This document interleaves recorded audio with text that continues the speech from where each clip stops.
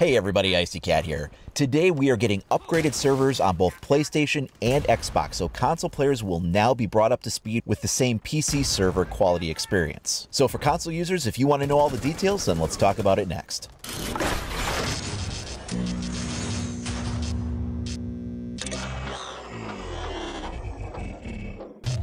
As I mentioned in the intro, these changes did originally come out for PC servers back at the beginning of the season. This was sort of a rollout that was going from Operation Health into Operation Blood Orchid and sort of carried over into it. And it was made clear at the time that the PC servers would be getting the upgrades first, with the console servers getting those upgrades at a later, yet-to-be-determined date.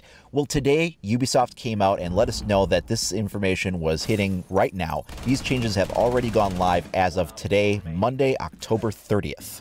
Once again, this is for both Xbox and PlayStation, so now no matter which platform you play the game on, you should be getting pretty much the same kind of an experience, at least from a server and connectivity side. So what do the new upgraded servers that we'll finally be seeing on console allow us to experience? And these are things that we've gone over previously when they were coming up for the PC side of things, but I'll just go over them again for the console users. So we've got latency alignment, and this is a change that allows the server to more accurately mirror the reaction time of a shooter with an unstable connection. So what this means is if a player is, their position in the map is not being updated at a consistent rate, then the server is going to adjust that timing so that their incoming shots will be validated by the server for their hit registration in a more accurate way. While it's a matter of just milliseconds, what's going to happen is that that window of opportunity for when those are validated are going to shrink, and theoretically you should have a much smaller fluctuation in that. They've also introduced a new pawn-to-pawn physics system which should address issues with players teleporting behind shield users. Sometimes players would be playing with Monty, they'd have that shield fully extended, and somehow the guy that was in front of them was magically behind them, and it didn't make sense that they could get behind them like that. Well, they've taken a look at the issues that cause this. It has to do with players' positions in the map and how it's getting updated and not being accurately reflected between the players and the server, so we really shouldn't be seeing too much of that kind of thing happening anymore. Additionally, hit validation overall is getting an increase in its performance ability.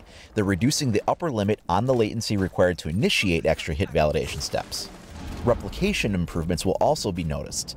These will affect things like rubber banding or positional updates as a player is moving around a map and maybe where they are isn't being translated across as accurately, so the server is kind of lagging behind a little bit trying to keep up with that, and it winds up doing some odd things. That's where you'll sometimes see rubber banding, or the hit registration appears to be a little wonky because it's not updating the exact accurate position. With improvements to both hit validation and replication processes, we should be seeing a reduction of those kinds of issues. Processing delay and ping is also getting a rework. Now currently the ping value displayed in the menus includes the processing delay. What they're doing is they're actually removing the processing delay from the ping value, so that way what you're seeing is going to be a more accurate representation of what the true ping rating really is. The thing that you'll probably notice the most though, because honestly most of those changes behind the scenes should just be making the game work more like it should, and that will be sort of an invisible change. You'll just have a little bit more of a satisfying gameplay experience, but what you're actually more prone to notice is the new connectivity icons. So with this change, the game is going to display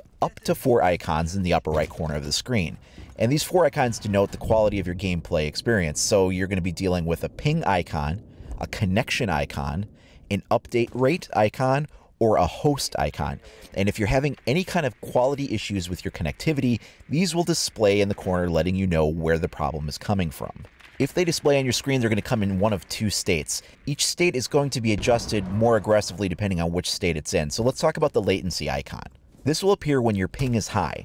A yellow latency icon means your ping is high enough for additional validation steps to be triggered by the server. These extra steps come into play when treating your shots and determining whether or not they're a hit. Having a high ping means you could also encounter situations like dying behind cover because it's just not accurately updating your position in the map. A red icon for latency will mean your ping is really bad. This is like when you're upwards of 400 or so on your ping rating.